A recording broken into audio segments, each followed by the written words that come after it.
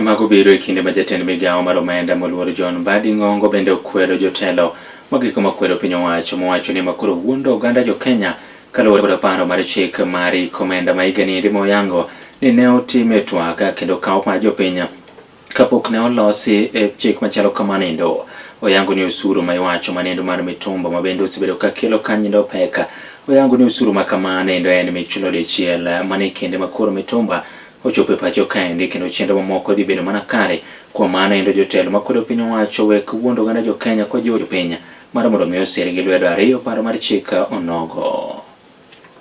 The only provision in the bill on VAT was to help the Mitumba people to pay VAT once at the point of importation and then to stop paying VAT in the value chain.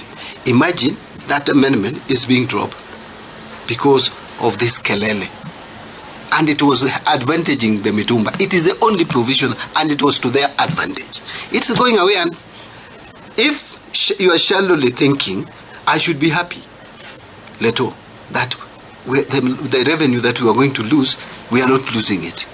But I'm looking at the bigger picture of the economy and looking at the Mitumba person whom I want to make life easy for. I don't want anybody to follow a Mitumba person again after the containers arrived and he has already paid VAT at the point of entry.